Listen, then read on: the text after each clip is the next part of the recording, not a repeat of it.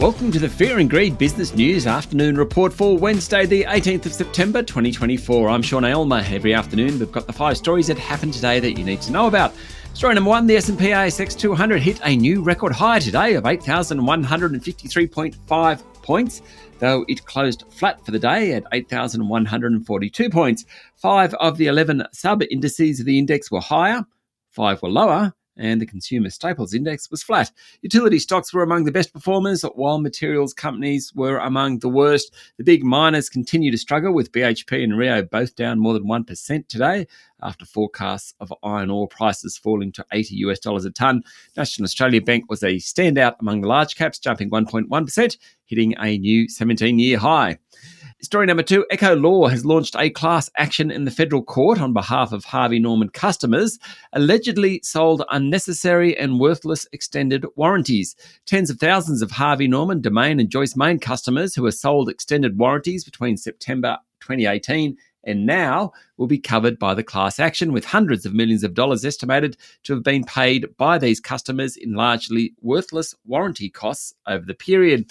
The class action lawsuit alleges Harvey Norman breached the law by engaging in misleading or deceptive conduct, as well as unconscionable conduct, by leading customers to believe that the extended warranty would give them additional protection they wouldn't have had otherwise. Harvey Norman said that its stores have complied with all relevant laws at all times and intend to defend the proceedings vigorously.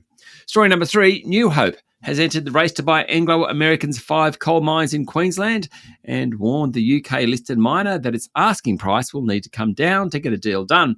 New Hope is primarily a thermal coal producer, and Anglo's mines are coking coal. Coking coal, or metallurgical coal, typically contain more carbon, produces high-quality coke, which is used in blast furnaces to make steel. Thermal coal is mostly used for electricity.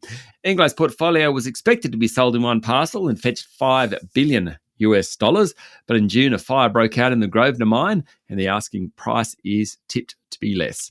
Story number 4, the war in the Middle East has taken a dangerous turn, with pages used by Hezbollah members used as weapons purportedly by Israel in an attack that killed 9 and injured thousands. Pages belonging to Hezbollah members exploded across Lebanon in an apparent sabotage of the low-tech systems the militant group uses to evade Israeli surveillance and assassination attempts.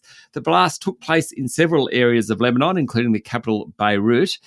Iran-backed Hezbollah, the dominant political and military force in Lebanon, blamed Israel for what it described as a criminal attack, adding that reprisals are likely. Israel's military declined to comment. In a statement overnight, the UN Special Coordinator for Lebanon called the attack an extremely concerning escalation and urged all parties to refrain from any further action or bellicose rhetoric, which could trigger a wider conflagration that nobody can afford. Hezbollah said that at about 3:30 p.m. local time, many pages belonging to people working in its different units and institutions exploded. Lebanon's health ministry said 9 people, including a child, had been killed in the blast and more than 2,700 were injured.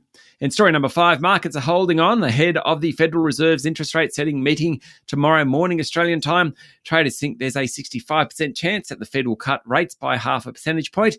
A 25 basis point cut is all but assured. Locally, bond traders have priced in an 85% chance of a rate cut this year from the Reserve Bank, even though Governor Michelle Bullock has made it clear she doesn't see rates falling until at least 2025. That's it for the afternoon report for Tuesday, the 18th of September, 2024. Michael Thompson and I will be back tomorrow morning with the Thursday edition of Fear and Greed Business News. I'm Sean Aylmer. Enjoy your evening.